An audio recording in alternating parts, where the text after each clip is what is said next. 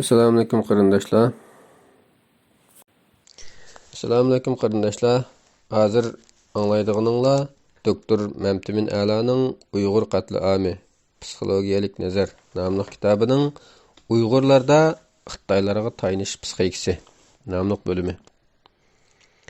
Huquqdan qalayimqan foydalanishlarni keltirib chiqaradigan amil mana mushu tayinib qilishdir. Bill Hawkes. Her qandaq bir mustamlikaning ko'zlaydigani mustamlika qilg'uchining hamma manbalarini talon-taroj qilish orqali ularni yo'qsizlashtirish. Ondan o'ziga moddiy va ma'naviy jihatdan mutlaq biqindi qilishdir.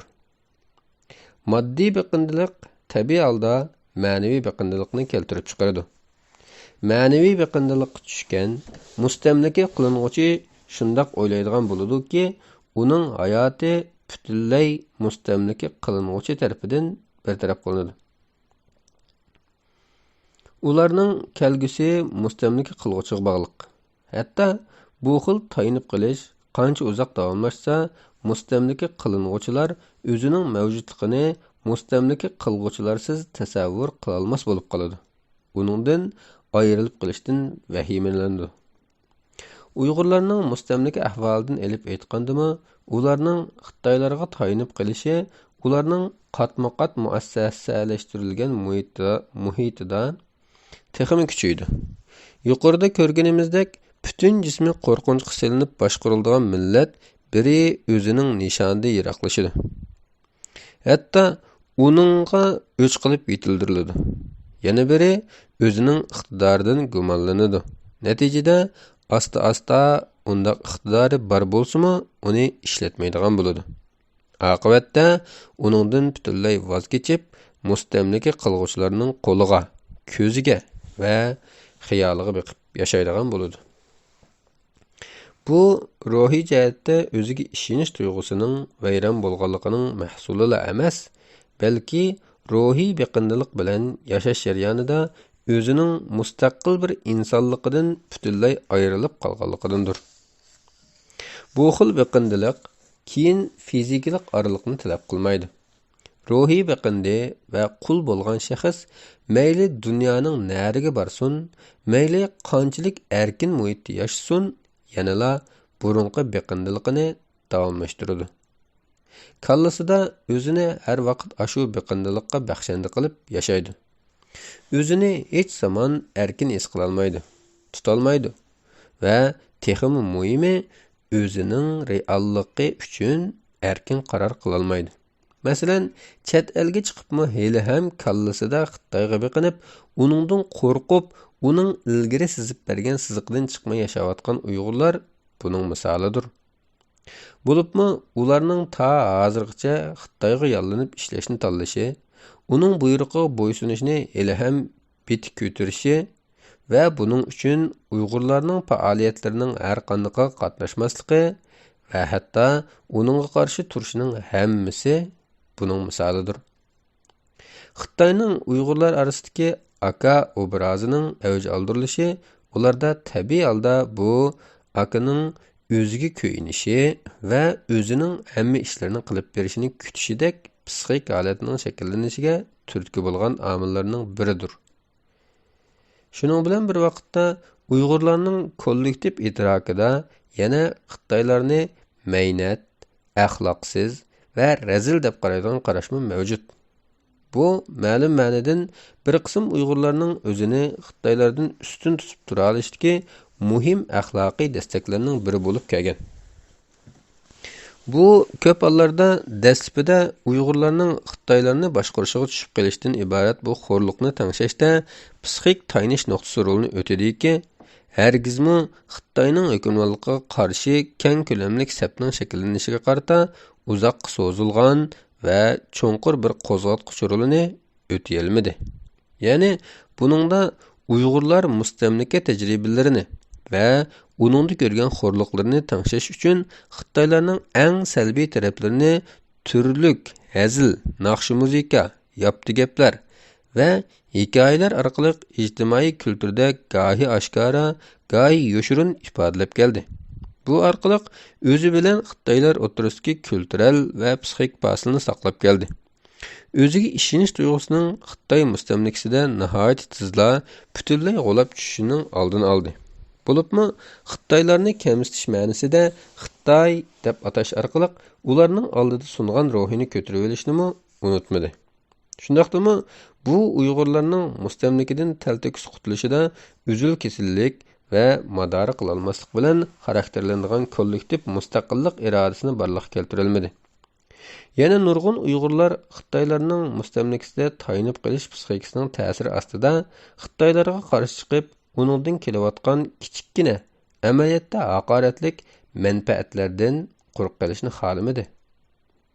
Aksicha o'zlarini ashu muhitda baxtiyor sezdi, bexatar his qildi. Shuningga ko'ra, cho'ng jihatdan Uyg'urlarning xili ko'p qismi Xitoylarga barg'ansir beqinish hissiyotini yetildirdi.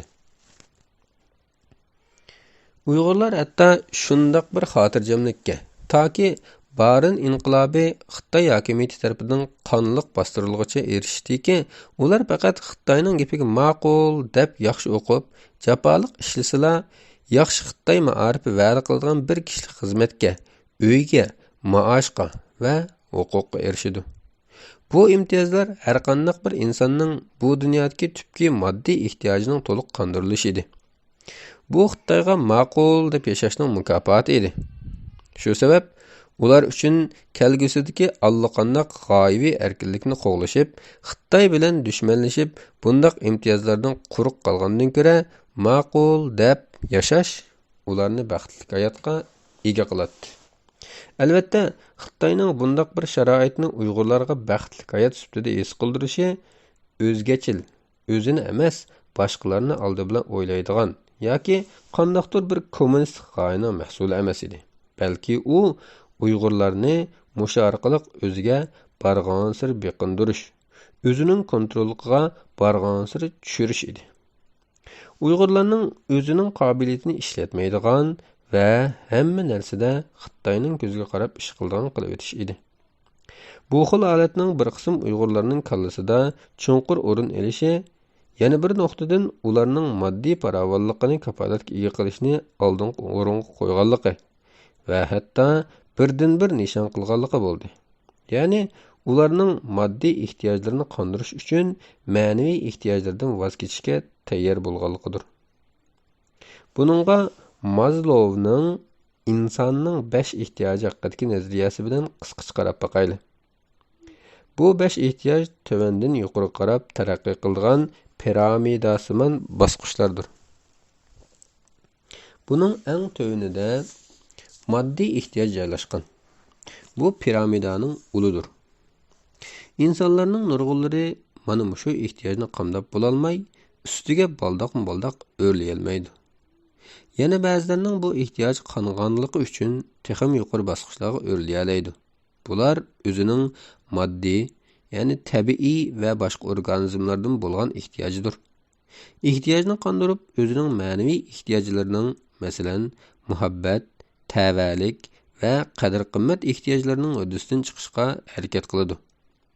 Eng oxirida ular o'zlarini eng yuqori, eng oliy va o'zining insonligini eng gavdandiradigan ehtiyojini qondiradi. O'zini realllashtirish. Buningda bexatarlik ehtiyoji odamning moddiy ehtiyoji bilan ma'naviy ehtiyojining o'rtasida joylashgan bir ehtiyojdir. Bexatarlik odamning tabiiy ehtiyojidir. Shundaqla bu odamla emas, balki har qanday jonliq organizm har vaqt muhtoj bo'ladigan muhim ehtiyojdir. U jonliqlardagi yashash irodasi yoki funksiyasidan manbalanadigan, ularning bexatar muhitda o'sib yetilishi va taraqqiy qilishini kafolatlantiradigan muhitdir.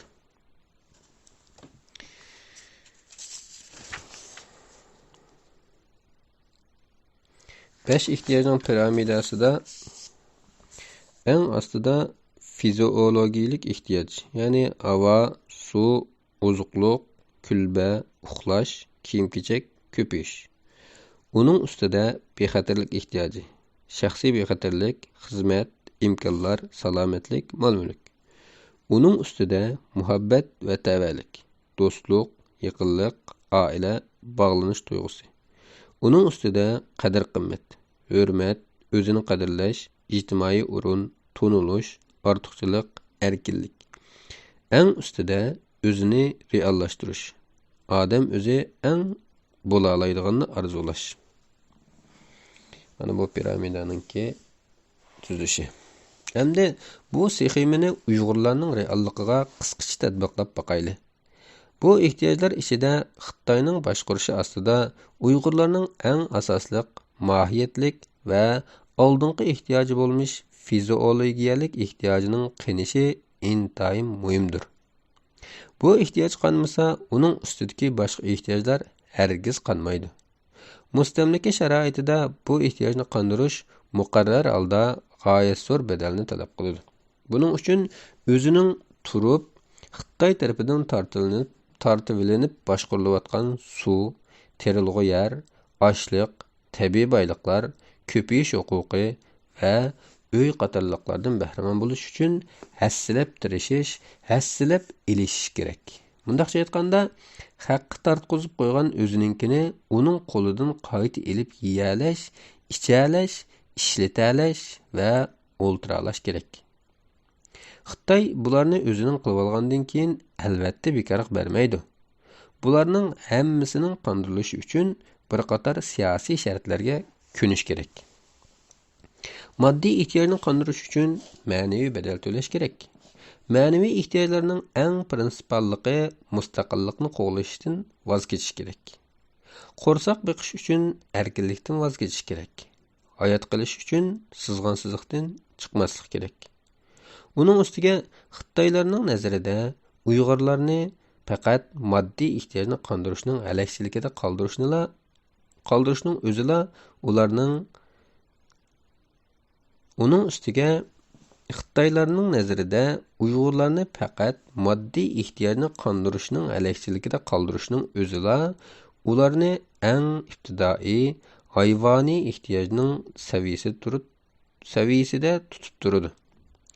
Ularni buningdan boshqani o'ylamaydigan qiladi. Ularni texim ilgirlab boshqa yuksak, madaniylashgan va insoniylashgan ehtiyojlarni qondirishga qiziqmaydigan qiladi. Hem ularga bu xil shart-sharoitlarmi asosan hozirlanmaydi. Hatto hozirlandi deyilgandimi, bu faqat Xitoyga sodiq bo'lgan bir qism kishilarla va ularning oila tavobatlariga beriladi. Uyg'urlarning bir qismini birinchi bosqichdagi ehtiyojdan chiqaradigan bo'ldimi deyli, ammo ular o'ylab ikkinchi ehtiyoj baltiqiga chiqqanda uni qondirishning naqadar qiyinligini his qila oladi. Chunki mustamlikaga tushgan millatning hech qanday bir a'zosi o'zini bexatar his qila olmaydi. O'zining tupurqib turib bexatar bo'la olmaydi. Chunki mustamlikaning yana bir ismi o'zining bexatarligini yo'qotib, yatning xatari ostida yashashga majburlanishdir.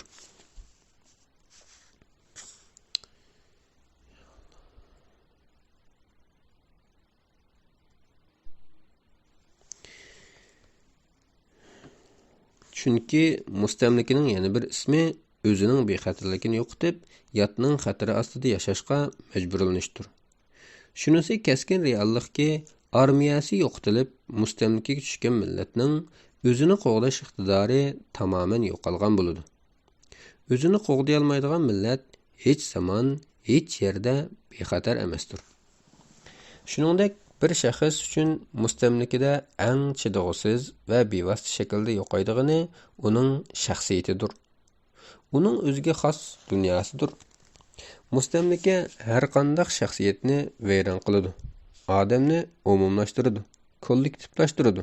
Chunki uning uchun mustamlikaga tushganlarning shaxsiy qimmati bo'lmaydi. Shunga ular bir kollektiv bilan taraytiladi. Hech zaman shaxslar ega bo'ladigan hurmatdan bahramand bo'lmaydi va bo'lolmaydi. Ularga faqat besivlangan kollektivning bir a'zosi sifatida, asosan nomsiz a'zosi sifatida muomala qilinadi.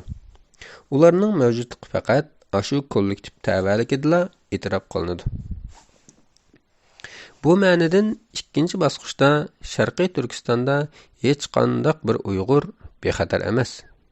Faqat o'zini Xitoyga butunlay sodiq deb o'ylaydigan va buning uchun kecha-kunduz ishlaydiganlarla o'zini bexatar his qila olishi mumkin.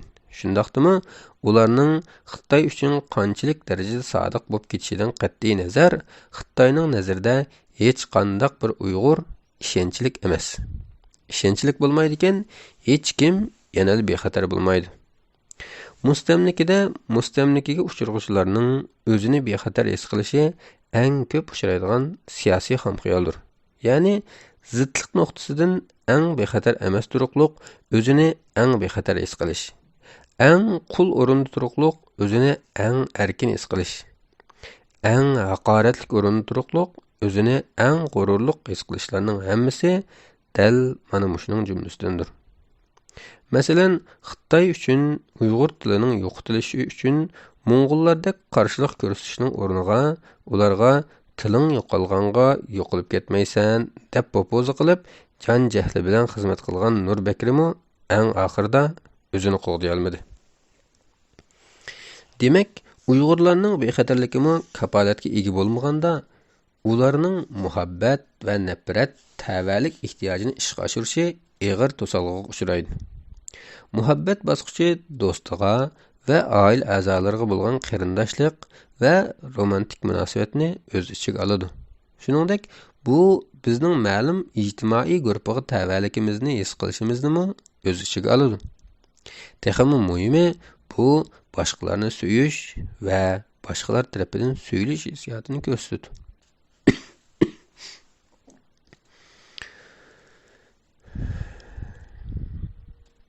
Vatandagi Uyg'ur realligi keskin ma'nodan bir-biriga qarshi ikki dunyoga bo'lingan.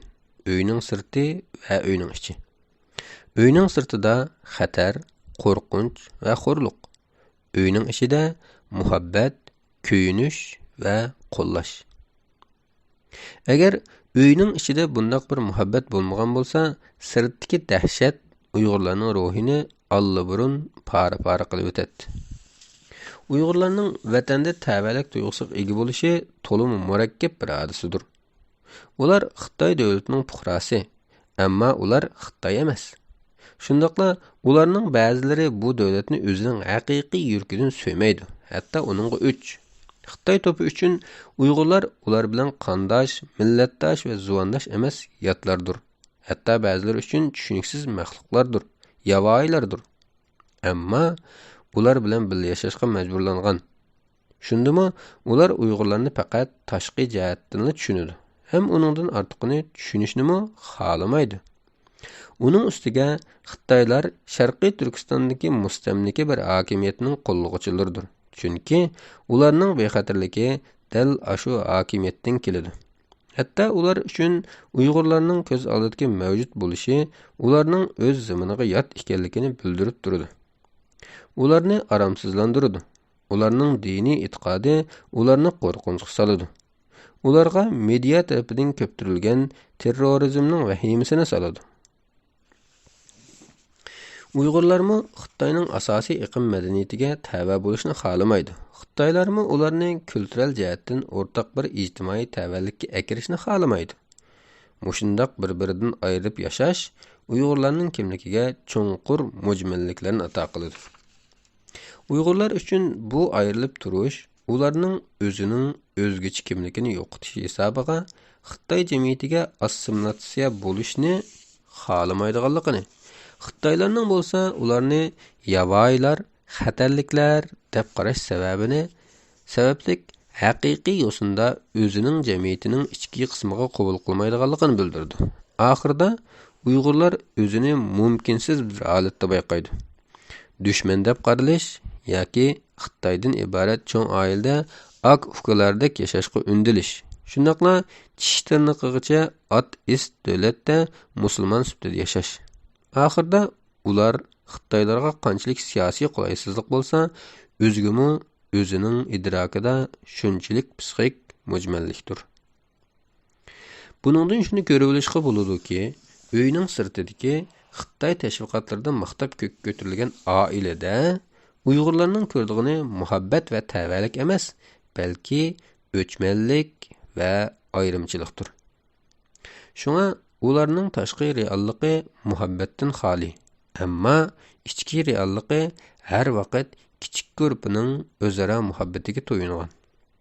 Ular faqat uydala, o'zining kichikkin jamoatida va ba'zida butun millat miqyosida ko'ngli suv ichkidek muhabbatga va tavallik tuyg'usiga erisha oladi. Bu ba'zida simvollik belgilar va san'at asarlar orqali aktivlashtiriladi. Masalan, Uyg'ur naqshi musiqasi Uyg'urlarga odimiylikning sevgisini berdi. Ularning tavallik tuyg'usini qayta aktivlashtirdi. Taki bu o'xsharliklar yangi taqib ostiga ilinguncha Uyg'urlar ashu kichikkina sevgi uchqunlaridan hayotidagi qorong'ulikni az bo'lsa-mu yo'ritadi. O'zining odimiy qadr-qimmatini his qiladi. Bu his sirtda qadamda bir uchrab turadigan haqoratdan alliq oyoqlarga uchib ketadi. Ularning tavalligi, kimligi ularning diqqatiga qaytib keladi.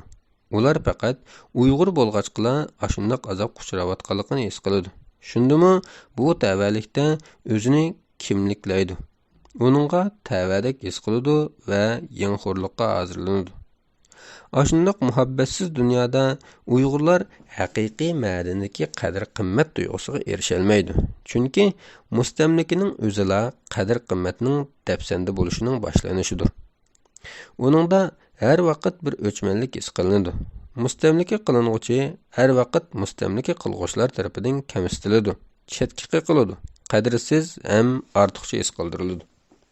Bundoq o'chmanlikka necha avlod uchrash bir mustamlikaga tushgan millatni o'zi his qila olmagan darajada kollektiv qadr-qimmatsiz qilib o'tadi. Muhabbatga erisha olmaydigan odamda muhabbat bergidek muruvvat qolmaydi. Boshqalarga muhabbat bera olmaydigan odam o'zini qadrlay olmaydi. O'zida qadr-qimmat tuyg'usi yetildira olmaydi. O'zida qadr-qimmat tuyg'usi bo'lmagan odam boshqalarga ular erishishga tegishli qadr-qimmat tuyg'usini bera olmayli qolmasdan, balki yana o'ziga bo'lgan ishonchni yo'qotib qo'yadi. Chunki o'zini qadrlay olmaydigan odamning o'ziga ishonish tuyg'usi kamchil bo'ladi. Bundoq odam eng oxirida o'zini reallashtira olmaydi. Shuning bilan Uyg'urlarning xeli ko'p qismi birinchi va ikkinchi baldaqda to'xtab qoladi. Bek küçügelleri 3. balda çıqarışı mümkün. Amma her günü xorluq, yeklenişke uçravatkan Uyg'urlarning haqiqiy ma'nodagi qadr-qimmatini topalışı va g'ururi bilan yashaolishi intayin qiyinga to'xtaydi. Shuning bilan Uyg'urlar asosan majburiy holda birinchi bosqichda to'xtatilib qo'yiladi va moddiy jihatdan Xitoy hukumatiga talto'kis tayandiriladi. Tayanğuçlarının ba'zilari o'zida uzoq so'zilgan, asti xarakterlik va barg'ansir ig'irlashadigan tayinish odatini yetildirdi. Buni hatto avlod aro tayinish deyishkimi bo'ladi. Xitoy raisi Jiang Zeminning 1990-yilning boshlarida o'tirib qo'ygan 3 o'zaro ayrilmaslik siyosati, ya'ni az sonliq millatlar Xitoylardan ayrilanmaydi, Xitoylar az sonliq millatlardan ayrilanmaydi, az sonliq millatlar o'zaro ayrilanmaydi degan siyosati dal mushu tayinish munosabatini burumlab ifodalaydi. Amaliyotda shuar xarakterlik bu siyosatning ostida shundoq bir yoshirin ma'no borki, az sonliq millatlar Xitoylarga tayinadi, shun ulardan ayrilanmaydi, ham ayrilmasligi kerak. Bu xil tayinish munosabatida tayanğuchi tayandirg'uchini o'zining uzoq muddatlik ehtiyojini qondiradigan, o'ziga idaralik qilib qo'yadigan, o'zini boshqarib beradigan boshpanohi sifatida ko'rishga boshlaydi. Shuning bilan tayanğuchilar tadrijiy holda xuddi qaynayotgan paqaninkidek o'zini mundaq yomon davriylashga ko'radi. Tayinish ig'irlashgan sari tayanğuchi o'zining mustaqil ish qila olish iqtidorini yo'qotadi. Mustaqil ish qilish iqtidorini yo'qotgan sari tayandirg'uchiga texmi tayinadi.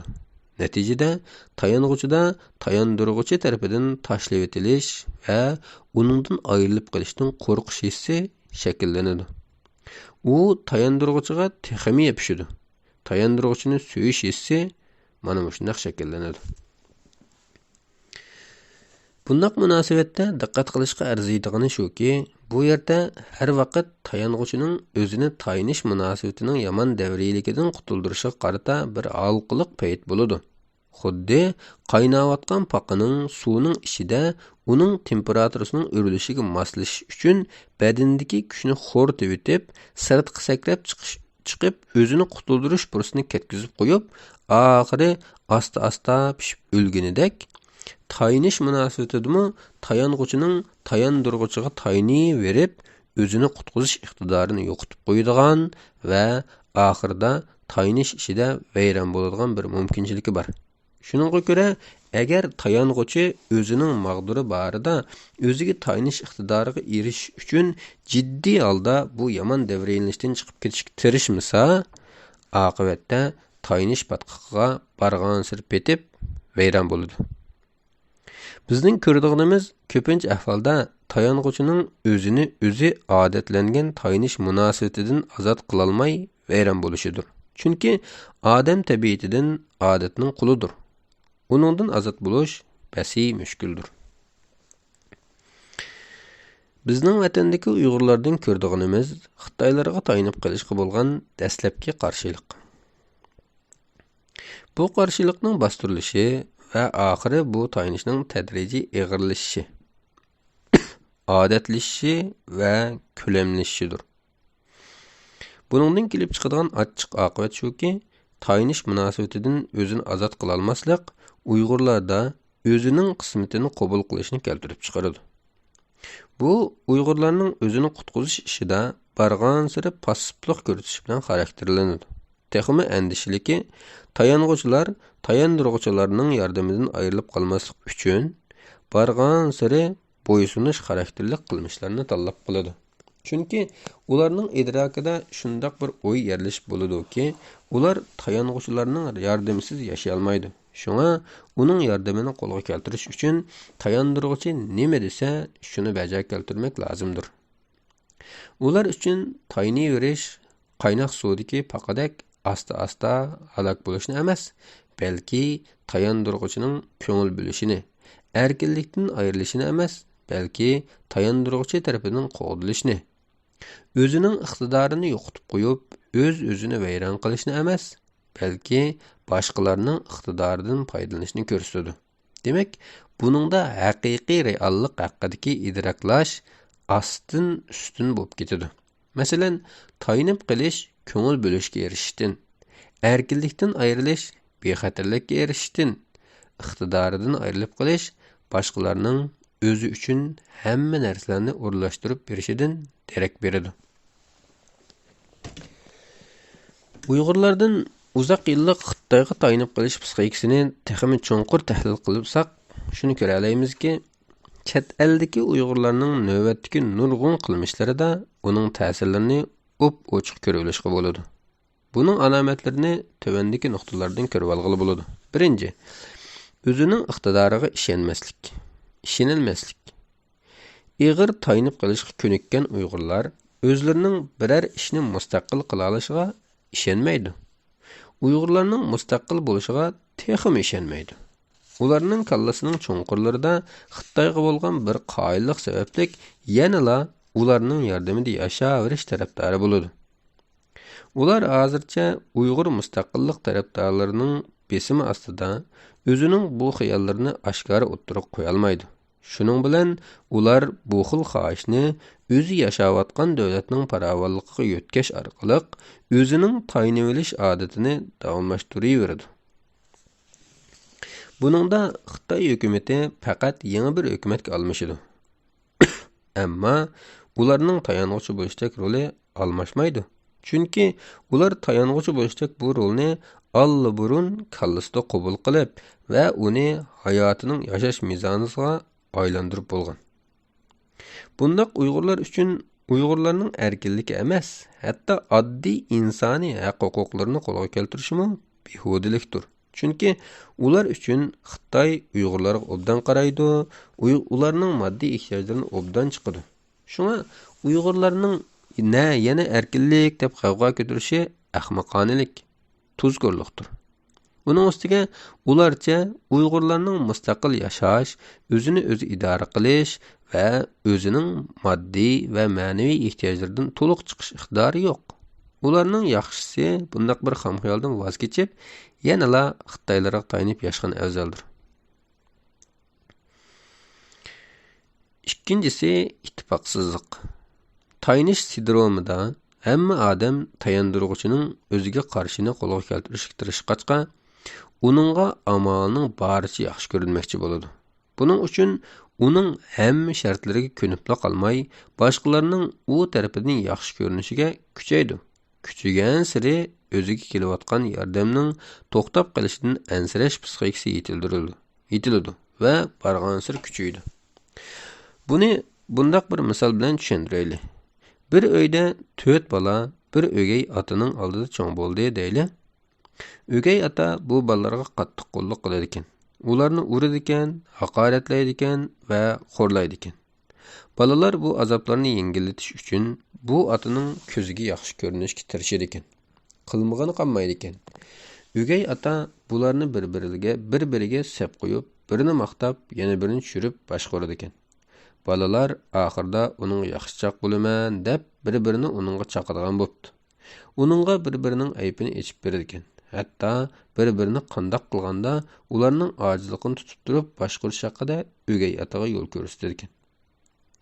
Amaliyotda balalarning bir-birini chiqishi va hatto bir-biriga o'g'irlik ziyonkashlik qilishdanmi ayonmasligi o'gay otaning ularni boshqarishini texim osonlashtirib beribdi. Natijada bu balalar o'rtasida qarindoshlik mehri butunlay ko'tarilib, uning o'rnini o'zaro ishonmaslik va o'chmanlik oldi. Ular shuningdan keyin hargiz birlasha olmabdi. Hatto cho'ng bo'lgandan keyinmi birlashib bu o'gay otaga qarshi tura olmabdi. Mana bu Uyg'urlarning vatanning ichida emas, sirtidami ta hozirgacha birlasha olmasligiga muhim sabablarning biridir. 3. Cho'ng ishlarda emas, kichik ishlardami qaror qilishda qiynalish. Uzoq muddat mustamlikada yashagan va mustamlikchilarga tayinib qilish tajribasiga ega xalqlarda ko'p ko'riladigan bir holat o'zining ishiga keskin qaror bera olmaslikdir. Chunki ilgari ularning qaror qilish huquqi tortivilinib, hamma ishni mustamlikchilar qaror qilgachqa, ular tadrijiy holda qaror qilishda boshqalarning og'ziga qaraydigan bo'ladi. Muhim omil shuki, mustamlikchilarning eng qattiq vayronchiligining biri mustamlika qilinuvchilarning o'z-o'zini idora qilish huquqini tortivilishidir. Shuning bilan ular o'zining hayotidagi muhim ishlarga qaror bera olmaydi.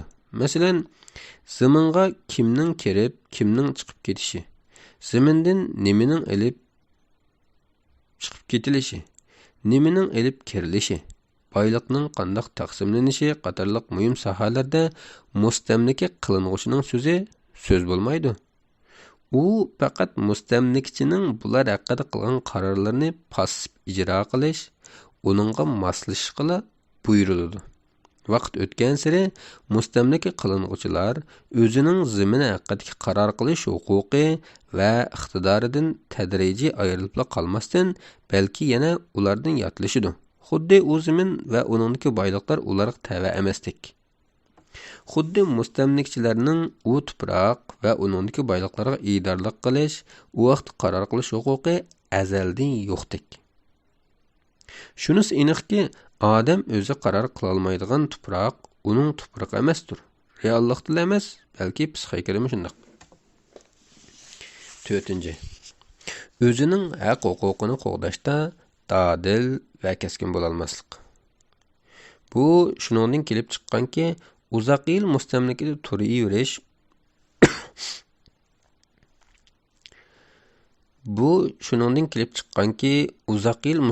turaverish shu kollektivni haq huquqlaridan mahrum qilib qolmasdan, balki yana ularning bu huquqlarini qo'g'dimas, hatto bu vaqtda qat'iy o'ylamas qilib qo'ydi. Ular jazolanmaslik uchun xuddi 5 maymun tajribasidek bu vaqtda og'iz ochmaydi. Og'iz ochmaydi emas, bu vaqtda o'ylashdanmi qo'rqadi.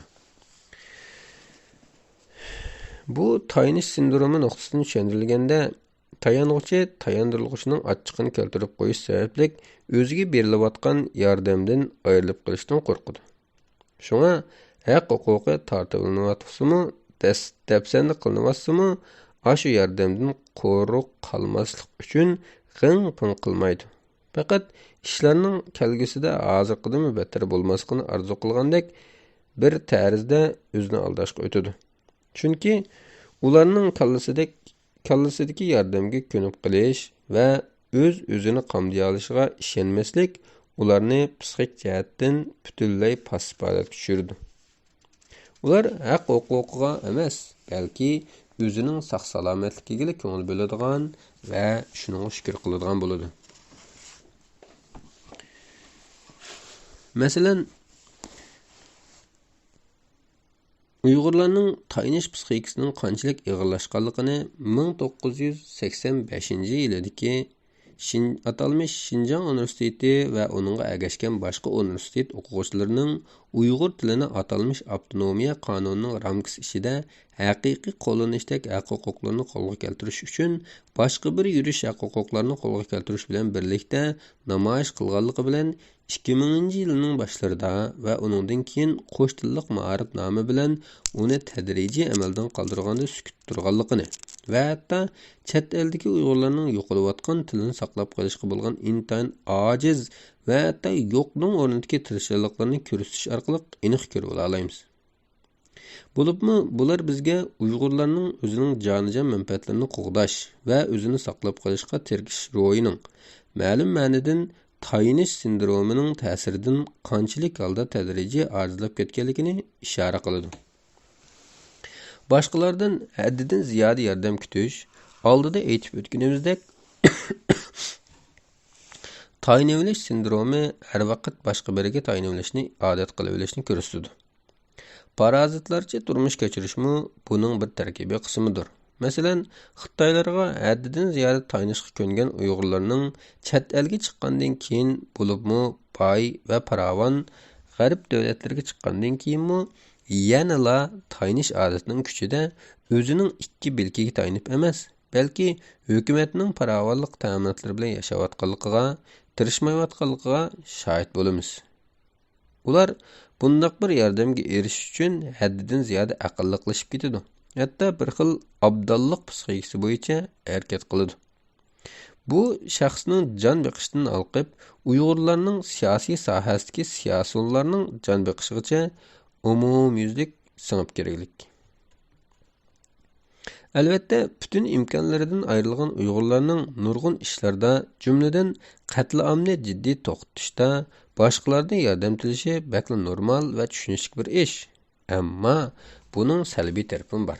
Bo'libmi, bu chekni eshib ketsa salbiylik aylanadi. Masalan, yaqinqi 2 yildan beri bir qism Uyg'urlarning bular siyosiy yetakchilar va faoliyatchilarning o'z ichiga oladi.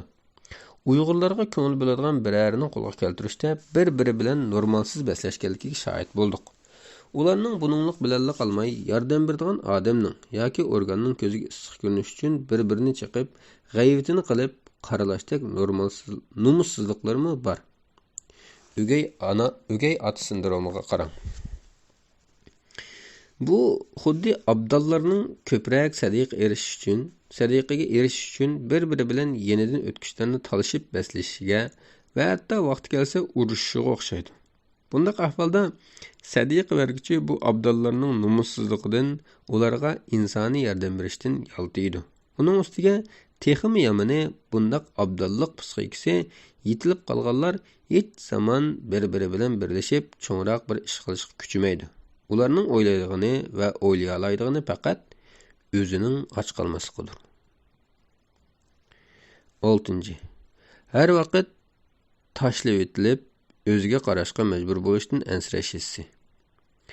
Bu tayinlash sindromidan yetilgan holat bo'lib, bu mustaqil yashash iqtidorining emas, balki irodasining barg'ansiri yo'qolayotganligini bildiradi.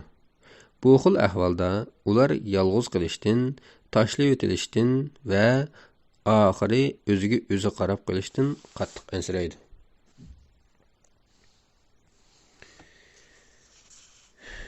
7. Qarama-qarshilikqa to'lgan rollarni elishga majburlanish. Gepimizni oldi bilan mundaq bir misoldan boshlaylik. Geni A. Bunin 2018-yili Uyg'urlar bilan elib borgan suhbatlarni asos qilgan "Biz vayron qilingan xalq. Nemishqa Xitoydagi Uyg'ur musulmonlari qo'rqinch ichida yashaydi" degan maqolasini The Guardian da e'lon qiladi.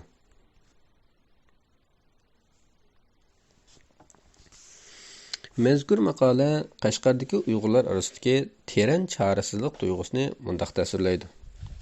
Necha qatim men ma'lum darajada chorasizlik tuyg'usiga tushgandak va ko'nglidagini deb lavitishga aran turayotgandek ko'rinadigan kishilar bilan uchrashdim. Bundaq ish birinchi qatim o'tgan yili kuzda Qashqarda yuz berdi. U vaqtda men bir jamoat xavfsizligi xizmatchisi. Bular ko'p hollarda Janubiy Shinjongdagi asosan Uyg'urlardan tarkib topgan eng tuvan darajadagi formsiz xizmatchilardir. Meni bir çayxonaga taklif qilib, bir ustalda qarshimda o'ltirganida bo'ldi. U shu kuni tushdan keyin ishlamay, yelida bir salomatlik tekshirishidan qaytib kelgan ekan. Aramizda elib berilgan suhbat jiddiy bo'ldi.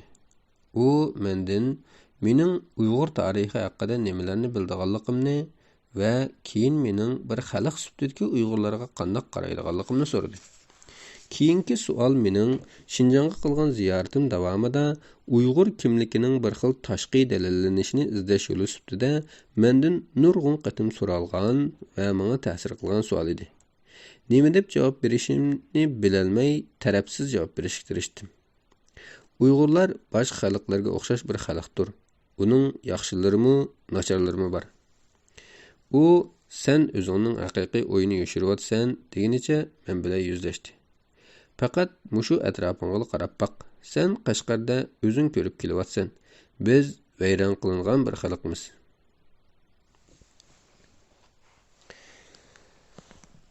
Hammamizga ma'lumki, hozir Qashqarning vaziyati bo'libmi u yerda bu saqchi aytgan vayron bo'lgan Uyg'urlarning ahvoli 2018-yillarga solishtirganda texmi jiddiy tarzda yomonlashdi. Bu Uyg'ur saqchining savolidan uning Uyg'urlarning vayron bo'lganligiga ishonganligini ko'rib olishga bo'ladi. Buningda vayronchilikni anqirish, ammo uni to'xtatishga qarta hech ish qila olmaslikdek bir ichinishlik to'qinish bor.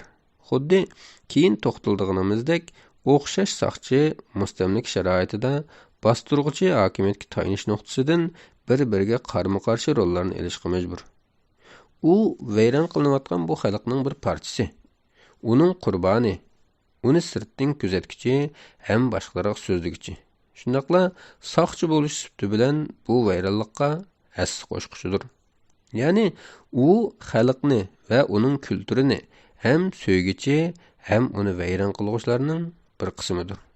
Yig'ib aytganda, bu 4 rol uning vujudida mundaq bir tragediyalik shaklda birlashgan. Vayron qilinguvchi o'zini vayron qilguvchilar bilan birlashib, o'zini vayron qilish bilan bir vaqtda uni yana sirtdan bir kuzatuvchi sifatida ko'rib turg'uvchi shohiddir va uni boshqalarga so'zlab berguchi qurbondir. Zulmga uchrag'ushining zo'rliq yoki o'zi xolash yo'li bilan ko'p xil rol olish hodisini keyin tahlil qilamiz. Odamning qarorlari va hukmlarining hammasining ostida intayin ko'p qatlamliq ongsiz hukmlar va qarorlar bo'ladi.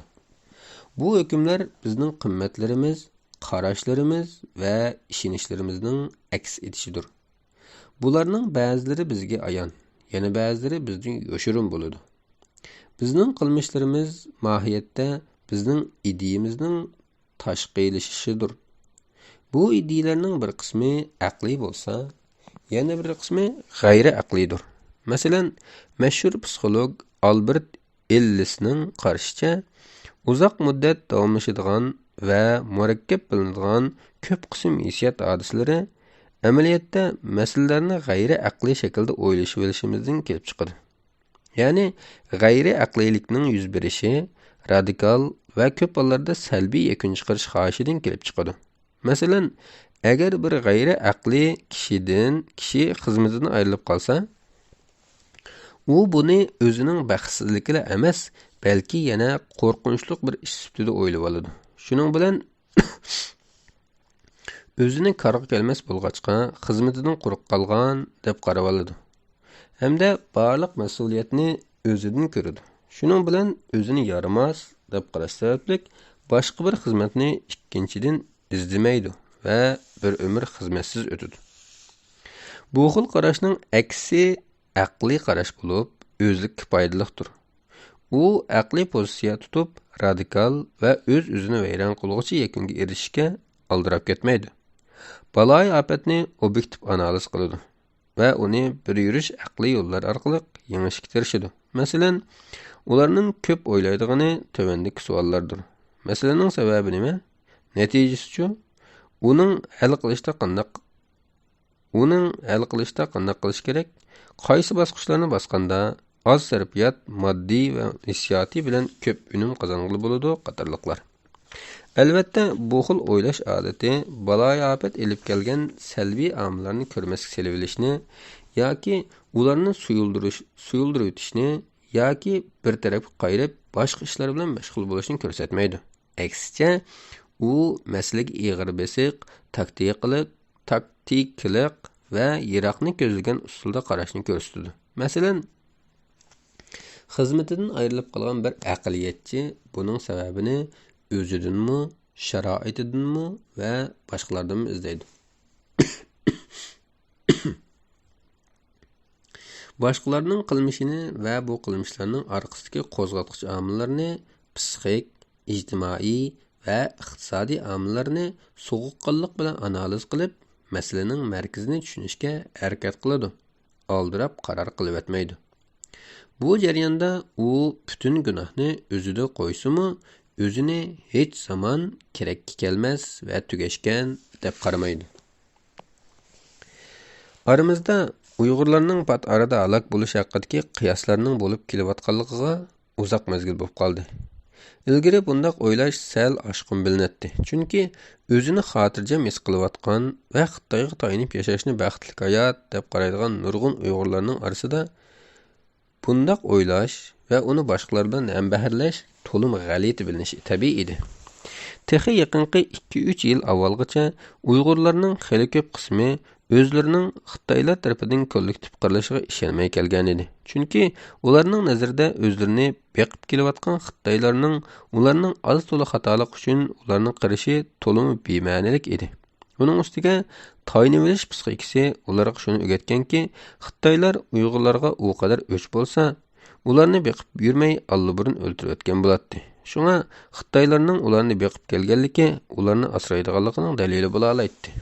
Ammo 2017-yildan buyon boshlangan qatliam bu xildagi Uyg'urlarning kollektiv idrokiga shundoq bir qo'rqinchli qaymoqishni soldiki, bu qadar rahimsizlik bilan qiradigan Xitoylar nimishqa bizni o'ziga tayandirib yillarcha beqib keldi amsa?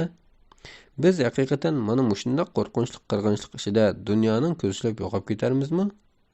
Bu savol Uyg'urlar o'zini endi ep qocholmaydigan ta'xirsiz qo'rqinchli savolga aylandi.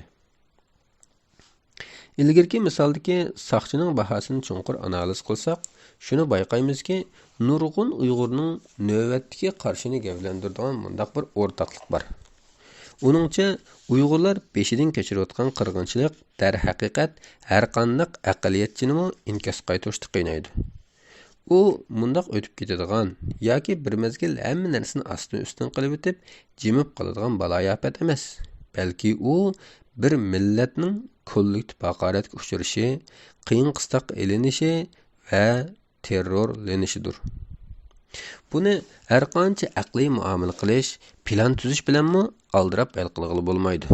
Hatto ba'zilar uchun bu Uyg'urlarning zavoli bo'lishi mumkin. Shunga bu xil oxir zamonlik tushunchasi tabiiy holda nurg'un Uyg'urning kollektiv inkosi bo'lib qolayotir. Buningda halqiliq masala yanada o'zimiz kontrol qila olmaydigan g'oyat zo'r va insoniyat tarixida kam ko'riladigan bu qirg'inchilikni qanday hal qilish mohiyatda bizning yoshirin engimizda nimalarning barliqqa keldiganligi, qanday ta'sir qo'zg'aydiganligi va shu orqali bizning harakatimizning qanday qilinadiganligiga munosabatlikdir. Masalan, biz bayram bo'layotimiz. Bir taraf ümid üzsek texim vayron bo'lamiz. Yana bir taraf bizda endi ümid yo'q. Ümid üzsek vayron bo'lamiz degan taraf oxirgacha elish kerak. Butunlay yo'qolsaqmi, g'ururimiz bilan yo'qolayli deb qarasa, bizda endi ümid yo'q degan taraf yana ikkiga bo'linib, biri buningga biz o'zimiz sababkor, biz yaramas, rezil xalqmiz desa, yana biri endi aslimizga kelolmaymiz, biz butunlay tugashdik deb qaraydi. Bu qurilmadan ko'rilish mumkinki, navbatda mayli vatanning ichi yoki sirtidagi Uyg'urlar bo'lsin, Xitoylarning elib berayotgan qatlamidan iborat bu qo'rqinchli hodisa bizda g'oyat zo'r psixik masalalarni paydo qilyotdi. Buningga qaytiradigan inkoslarimiz har xil, to'qinishchan, radikal va uchiga chiqqan salbiy bo'lyotdi. Bunday inkoslarning ko'p qismi normaldir. Chunki benormal va radikal hodisiga bizmi ba'zida benormal va radikal inkos qaytarishimiz kerak. Ammo bu chekdan eshib ketsa va uzoqqa so'zilsa, bizning psixikimizning o'zini vayron qilishi texmi qabohatli bo'ladi. Bu inkoslarga nazar solsak, eng o'ngdikisi ijobiy o'ylashning natijasidir. Uning illis degandek butunlay aqliy bo'lib ketishi natayin. Ammo u bizni mayli aqliy yoki aqliysizlik bo'lsin, yanala kontrol qilish mumkin bo'lmayotgan qatlam oldida o'zimizni kontrol qilib jiddiy chora izlash mumkinchiligiga ega qiladi. Hatto mag'lub bo'lsakmi, tugashsakmi, o'zimizning aqlini o'zimizning qutulishi uchun eng yuqori darajada ishlatgan bo'lamiz. Bundaq bir aqliy uyg'oqlik va sezimchanlik bizning aql yetmas bir mudihlikning oldida tik tura olishimiz uchun to'liq muhimdir.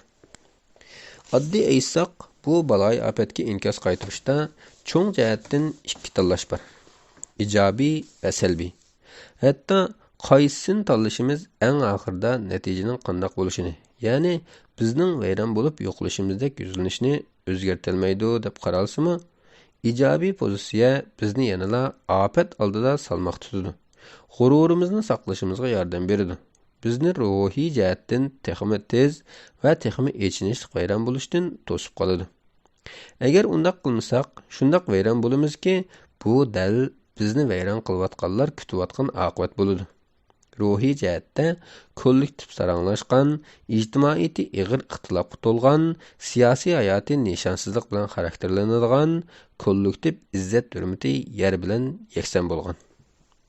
Uning ustiga biz yanala hayot turmiz. Bu hayotlik o'zini qutqizolmay, Xitoyning qonliq topini ostida hayotidan ayrilayotganlarning bizning kutadigan umidini oqlashimizni talab qiladi.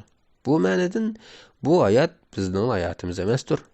Uningda hayotini odamdek yashay olmayotganlarning va hayotidan vaqtsiz ayrilganlarning haqqi bor. Yana bir tarafdan bizni yana saqlab qolishga va keyingi avlodlarga yetkazib berishga tegishli nurg'un kultural qimmatlar bor. Keyingi avlodlarning bularni bilish va bulardan foydalanish orqali o'zining kollektiv kimligini yot ellarda qaytadan qurashtirib chiqishga jiddiy ehtiyoji bor. Bu nuqtadan biz hayotlarning umid o'rtirib, tirmishib, umidi uzdivatganlarga yordam berishdek boshqa tartib bo'lolmaydigan odamiy burchimiz bor. Buningdan shuni ko'rib olishga bo'ladiki, bizning hayotda chiqargan hukmimiz, masalan, biz tugashdik degan hukm bizning pozitsiyamizni belgilaydi. Ya'ni bizning buning qarta passiv yoki aktiv, ijobiy yoki salbiy pozitsiyada bo'lishimizni ko'rsatadi. Bizning pozitsiyamiz bizning qanday harakat qilishimizni, ya'ni bizning xirsni qabul qilib hech narsa qilmaslik yoki uningga qarshi harakat qilishni ko'rsatadi va buningdan natija hosil bo'ladi. Yoki xatar bo'ysundiriladi yoki xatar yengadi.